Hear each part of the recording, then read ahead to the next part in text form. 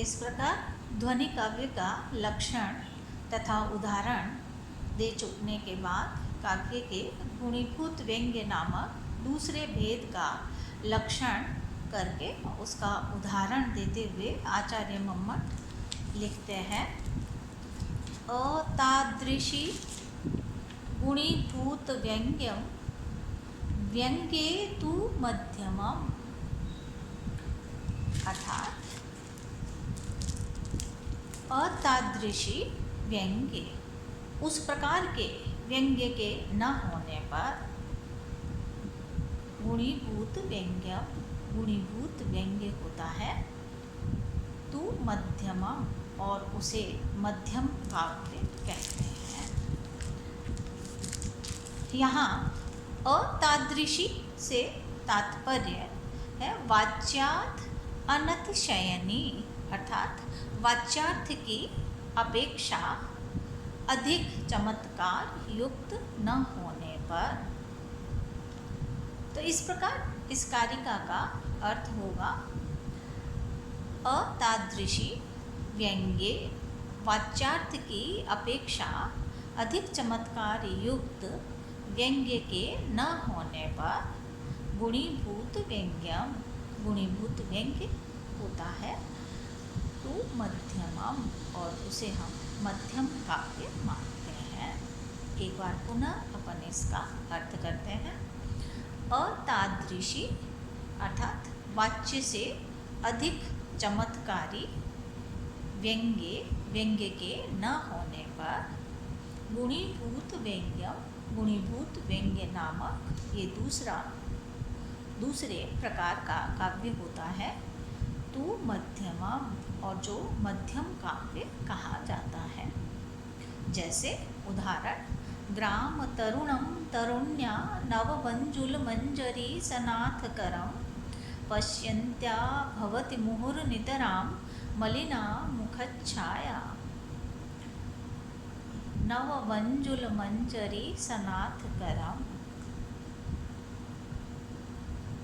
वैद वृक्ष की ताजी मंजरी ताजी तोड़ी हुई मंजरी को सनाथकरम हाथ में लिए हुए ग्राम तरुणम उस गांव के नवयुवक को पश्यन्त्या देख कर तरुण्या उस तरुणी की मुखच्छाया मुख की शोभा मुख की कांति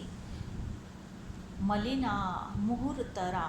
मुहुर्नितरां भवति मलिन से मलिनतर होती चली गई, अर्थात उसका मुंह बिल्कुल सफ़ेद हो गया, फक पड़ गया। यहाँ वंजुल लता गृहे उस वैद्य के लता गृह में दत्त संकेत देकर न आगता इति नहीं आई यह व्यंग्य गुणीभूतम उस वाच्य के ही उस व्यंग्य की अपेक्षा तद अपेक्षया उसके व्यंग्य की अपेक्षा वाच्यस्य एव वाच्य के चमत्कारित्वात् चमत्कार युक्त होने पर गुणीभूतम ये गुणीभूत हो गया है। यहाँ ये जो व्यंग्य था कि तुम उस वैद्य गृह में संकेत देने के बावजूद नहीं आई, यह जो व्यंग्य है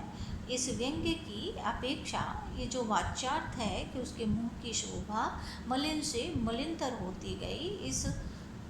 वाच्यार्थ के अधिक चमत्कार युक्त होने पर व्यंग्य गुणीभूत हो गया है। ग्राम तरुण पद से यहाँ यह भी व्यक्त हो रहा है कि गांव में एक ही तरुण है, एक ही युवक है, अनेक युवतियों के द्वारा प्रार्थ्यमान होने से उसका जल्दी मिलना कठिन है और इसलिए बड़ी मुश्किल से वह समय दे पाता है। तो यहाँ पर मुख की छाया,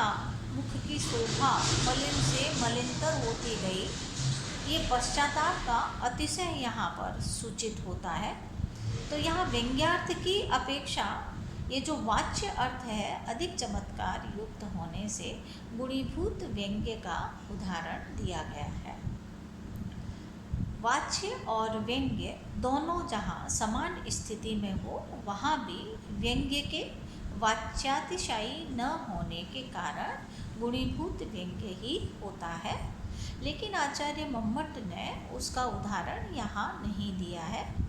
पंचम उल्लास में जहाँ वो गुणीभूत व्यंग्य का विस्तार के साथ विवेचन करेंगे वहाँ वाच्य तथा व्यंग्य दोनों के तुल्य प्राधान्य का उदाहरण देंगे।